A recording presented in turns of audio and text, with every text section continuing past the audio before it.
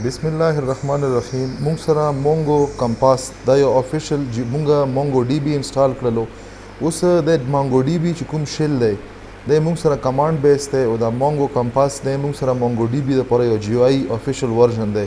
په دغه باندې چې کلیک وکړو نو تاسو سره به دا آپشن راشي دا مونګو کمپاس جی آی ډاونلوډ آپشن. دلته به راشو چې کوم لیټیسټ ورژن په دغه ډاونلوډ باندې به کلیک وکړو. چې په ډاونلوډ باندې کلیک وکړو دلته به تاسو سره دا فایل ما سره ډاونلوډ شو. دغه نه به کلیک وکړو چې کوم ډاونلوډ آپشن وي په دغه باندې به ډبل کلیک وکړو. د ډبل کلیک نه به دا شی وشي دا به ایگزیکیوټ شي.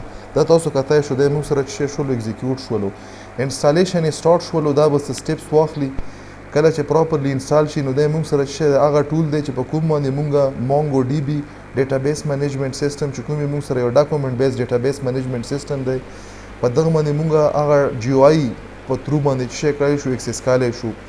نو دلته که تاسو وکړو موږ سره د مونګو ډي بي یو انټرفیس راغلو مطلب دلته یو شارټ کټ راغلو دا انسټال شولو. خو دا به موږ سره لانچ هم شي د انسټالیشن نه بعد څه لږ صبر به ورته وکړو.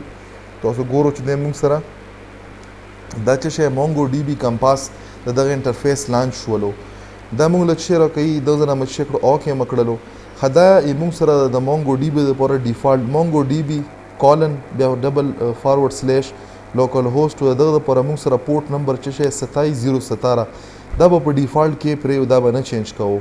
دغه چې کومې موږ سره د مونګو ډي بي کمیونټي سرور دی د سره د جی واي چې کوم ټولز د مونګو ډي بي کمپاس په ترو باندې د کنیکشن دپاره به موږ شی لیکو. دلته به دغه پات په لیکو د یو آر ایل دی. زه به په کنیکټ باندې کلیک وکړم. کنیکټ باندې کلیک وکړم نو دا به څه ټایم واخلي. دا به ما سره چې شي د مونګو ډي بي چې کوم کمیونټي سرور دی د سره په جی آی په ترو باندې به موږ سره دا کنیکټ شي. نو دلته تاسو کتای شئ ما سره بای ډیفالټ چې کومه ډیټابیس دی اوس دا ایگزام ډي بي دا ډیټابیس موږ چې وکړلو دا موږ په خپله باندې کریټ کړو. دا یو ډاکومنټ بیس ډیټابیس مینجمنټ سیستم دی. نو دلته تاسو چې کله یو کویریز لیکو هغه کویریز موږ سره دلته ایگزیکیوټ کیږي. دی موږ سره ډیټابیس شو. فار ایگزامپل زه یو ډیټابیس کریټ کوم په دغه باندې مه کلیک وکړو.